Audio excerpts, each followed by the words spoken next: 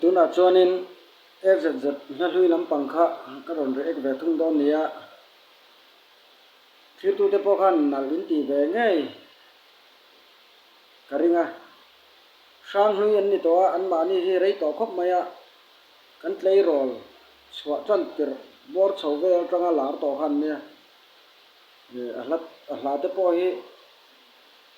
engemaw that ve riawa baka lung len thlak ve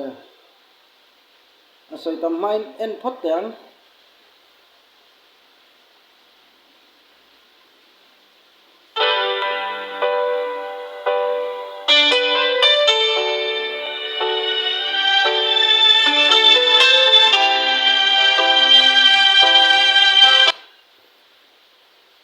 hei light hi du thu sam lo mai theya pakhat chaw hi kan ona thim deuh mai theya min lo hre thiam don nia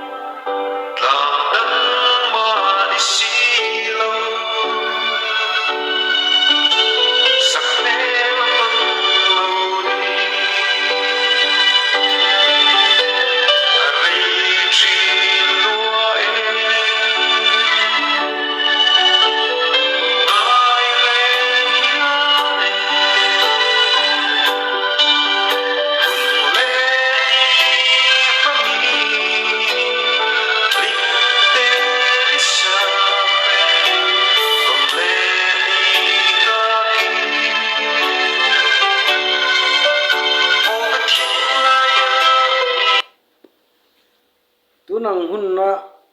music te hi han hmang ve se chuanin an thiam viawang an hun lai yan chuanin ei camera te music te engkim mai kha ala clear lawa ala thalawa ti bai teang tunanga te chuanin music te nei tha to a camera te edit na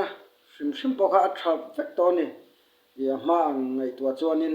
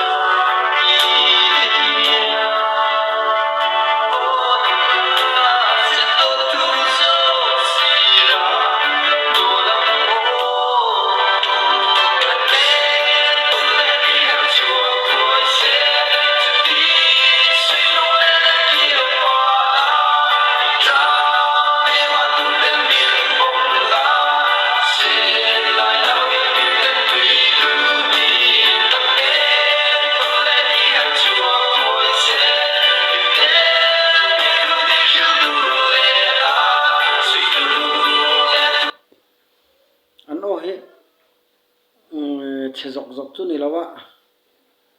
ke chun zai thiam ka ten an opoi tha ka te ba ka asang boka i asang hi an ngama an tin boka ti mai te ang tu nang i lai tu nang mi te ne na ngai tua i vas eng lo met bel chi kha ani lo an ma ni hun lai ro ro wa chuanin i an thiam chu ko ti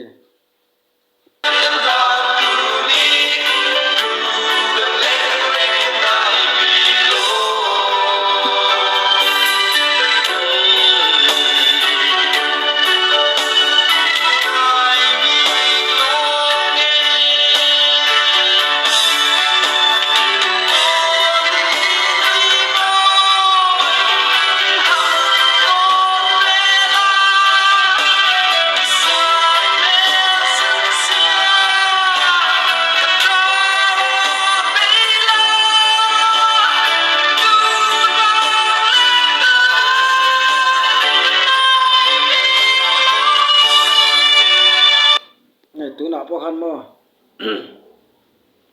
asang khop maya asang hi ngam ve khop mai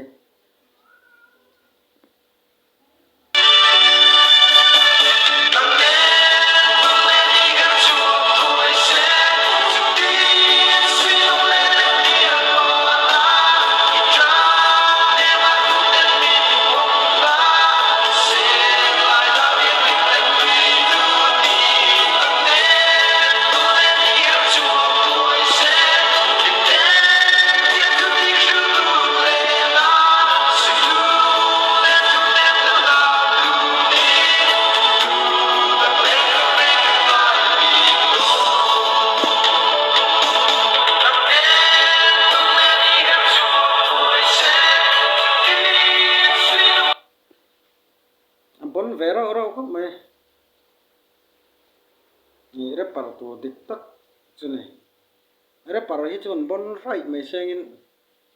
i ain me bi